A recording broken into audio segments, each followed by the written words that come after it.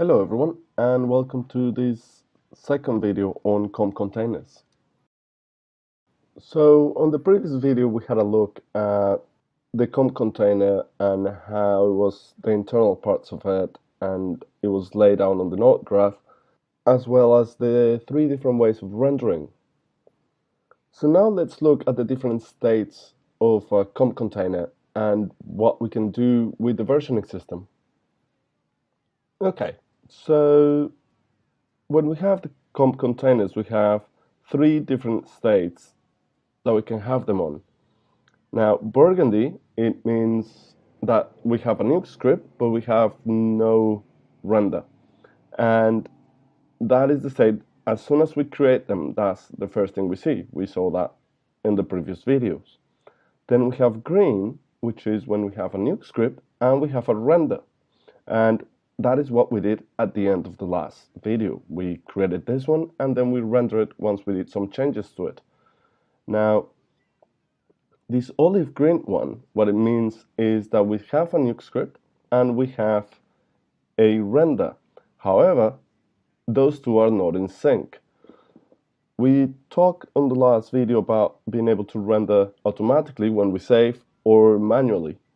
When we render manually, we could be out of sync, meaning that I can go into a Nuke script, make some changes, and come out and not rendering that clip straight away. So it knows that it's out of sync.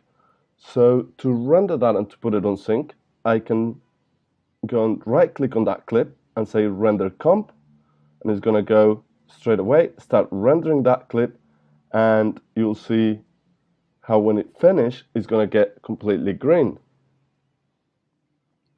And there you are. Now we have our render for that shot. Now, let's talk into versioning system. So the versioning system is the ability to version up or down our shots. This is a great tool when you're in a client intent or when you want to keep track of your work. So I'll be able to show and jump between the different versions of my comp in a non-destructive way and make the client decide on exactly what he wants. So I'm going to go into this one very quickly. So I'm just going to double click and now I have it on my node graph. So as you can see, I have started the comp on this one, but I haven't rendered it yet. And the reason why is I don't want to render version 1. Normally version 1 is my normal footage.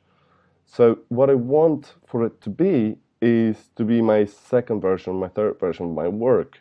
So at this point, what I'm going to do is just go and say, File, Save New Comp Version. And when we do that, what we have is our Nuke script will have upres the render into version 2, and the actual script as well has gone to version 2 and saved into disk based on our export structure from the beginning. Now, because it is on disk, I can find on my timeline any version that I have saved. So if I look in the timeline and press V, I have my version 1 and version 2.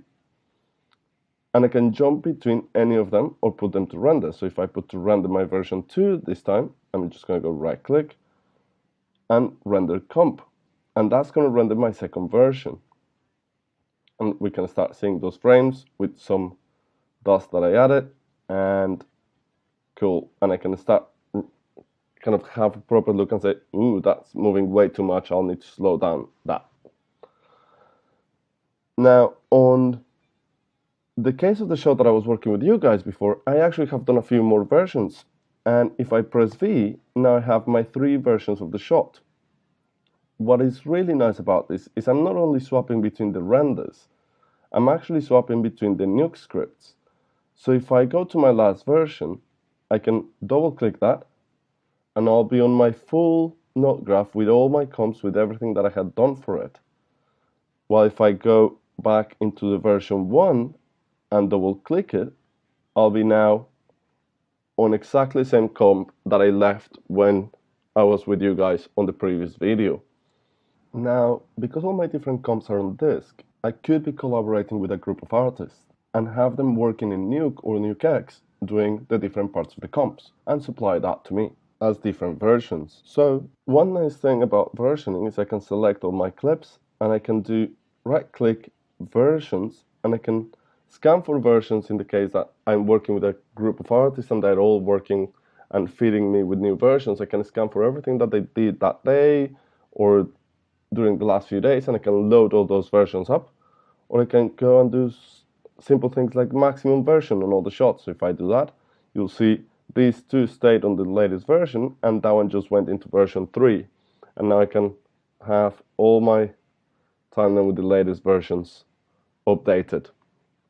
Okay, so in this video we have covered the different states of our comp containers and the really powerful versioning system with which we can keep track of our versions, show to our clients, or collaborate with other people and bring them in and have their versions as well on our timeline. Alright, so now that we have finished with that, let's move to finally exporting the project out and into the next video. I'll see you then.